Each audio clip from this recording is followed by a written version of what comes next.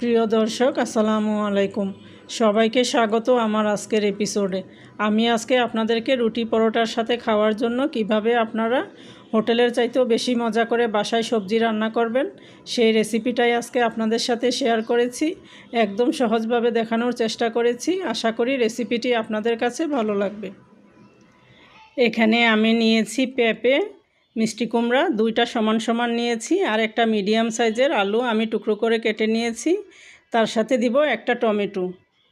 একটা প্যানে আমি দিচ্ছি 2 টেবিল চামচের মতো সয়াবিন তেল। তেলটা একটু গরম হয়ে আসলে এর মধ্যে আমি দিব 2 টেবিল চামচ পেঁয়াজ কুচি আর 2 টেবিল চামচ রসুন কুচি। পেঁয়াজ আর রসুনটা আমি সমান সমান দিয়েছি। এখন এগুলোকে নেড়েচেড়ে একটু নরম করে নিব। পেঁয়াজ রসুনগুলো আমার নরম হয়ে গিয়েছে। এখন এখানে আমি দিচ্ছি 2টা তেজপাতা, তার সাথে দিচ্ছি 2 টুকরা দারুচিনি। এখন আমি এখানে দিচ্ছি পরিমাণ মতো লবণ। এখন আমি দিব আধা চা চামচ হলুদের গুঁড়া। আমি এখানে মরিচের গুঁড়াটা দেব না, কাঁচামরিচ দিয়ে আমি রান্নাটা করব। হলুদের পরিমাণটাও আমি কমিয়ে দিয়েছি। এখন এখানে প্রথমে আমি পেঁপেগুলো দিয়ে কিছুটা সিদ্ধ করে নিব। পেঁপেটা যেহেতু সিদ্ধ হতে টাইম লাগে, এজন্য আমি প্রথমে পেঁপেটা দিয়ে কিছুক্ষণ সিদ্ধ করে নিব। নেড়েচেড়ে মশলাগুলোর সাথে মিশিয়ে দিচ্ছি।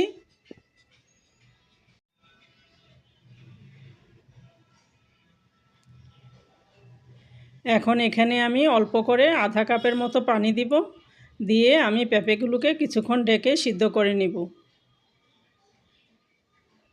পেঁপেগুলোকে আমি 3-4 মিনিট সময় নিয়ে একটু সিদ্ধ করে নিয়েছি। চুলার জালটা লো টু মিডিয়ামে থাকবে।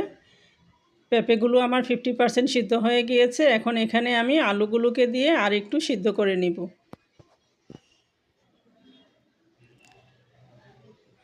আলুগুলোকে দিয়ে আমি ঢেকে দেব 2-3 মিনিটের জন্য। ফিরে আসলাম 2-3 মিনিট পর। সবজিগুলোকে নেড়েচেড়ে আমি আরেকটু ভালো করে মিশিয়ে নিচ্ছি। এখন এর মধ্যে দিয়ে দিব মিষ্টি কুমড়াগুলো। মিষ্টি কুমড়াগুলো সিদ্ধ হতে বেশি সময় লাগবে না, এজন্য এগুলো সবার পরে দিয়েছি। আর এখানে দিয়েছি আমি 10-12টা কাঁচামরিচ। এখন সব কিছুকে একসাথে ভালো করে নেড়েচেড়ে মিশিয়ে নিব। আর এখানে আমি দিয়ে দিচ্ছি একটা টমেটো টুকরো করে কেটে নিয়েছি। এখন আমি সবজিগুলোকে ঢেকে আরও 2-3 মিনিট একটু ভালো করে কষিয়ে নিব। মাঝখানে আমি 2বার নেড়েচেড়ে দিয়েছি।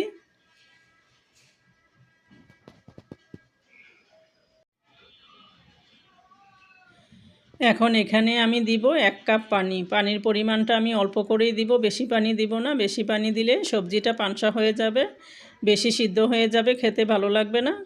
এখন আমি এগুলোকে 5-6 মিনিট সময় নিয়ে আবারও সিদ্ধ করে নিয়েছি। এখন সব কিছুকে নেড়েচেড়ে ভালো করে মিশিয়ে দিচ্ছি। এখন আমি সবজিগুলোকে ঢেকে দিব আরও 3-4 মিনিটের জন্য। আর এক পাশে চুলায় আমি এর বাগারটা তৈরি করে নিব। এখানে আমি দিচ্ছি 2 টেবিল চামচের মতো সয়াবিন তেল। তার সাথে আমি দিব 3টা শুকনা মরিচ মাঝখান দিয়ে টুকরো করে দিয়েছি। এখন এখানে আমি দিচ্ছি 2 টেবিল চামচ পেঁয়াজ রসুন। 1 টেবিল চামচ পেঁয়াজ আর 1 টেবিল চামচ রসুন আমি এখানে দিয়ে এগুলোকে ভালো করে ভেজে নিব। পেঁয়াজ রসুনগুলো আমার হয়ে গিয়েছে, বাদামি হয়ে গিয়েছে। এখন এগুলো আমি সবজিটার মধ্যে ঢেলে দিব।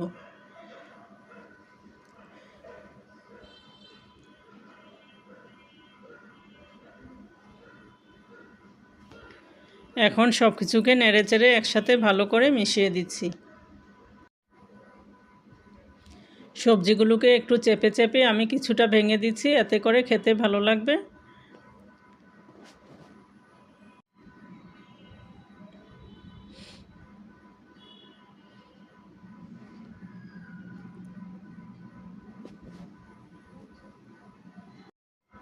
এখানে আমি দিচ্ছি 1 চা চামচ ভাজা জিরার গুঁড়া, তার সাথে দিব 1 চা চামচ ভাজা পাঁচফোড়নের গুঁড়া।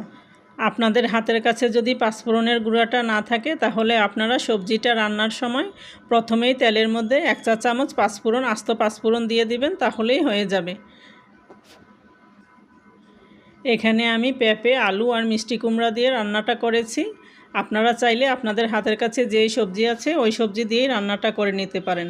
রান্নাটা আমার কমপ্লিট হয়ে গিয়েছে। এখন আমি এর মধ্যে দিয়ে দিয়েছি 1 চা চামচ চিনি স্বাদের ব্যালেন্সের জন্য। এখন আমি সবজিটাকে উঠিয়ে নিচ্ছি। দেখতেই পাচ্ছেন খুবই লোভনীয়ভাবে সবজিটা তৈরি হয়েছে। এভাবে আপনারা সবজিটা রান্না করে রুটি পরোটা বা নানের সাথে সার্ভ করতে পারেন। আপনাদের কাছে আমার অনুরোধ থাকবে বাসায় অন্তত একবার হলেও এই রেসিপিটা ট্রাই করে দেখবেন। অসাধারণ স্বাদের একটা রেসিপি। আশা করি আপনাদের কাছে ভালো লেগেছে। সবাই ভালো থাকবেন। আল্লাহ হাফেজ।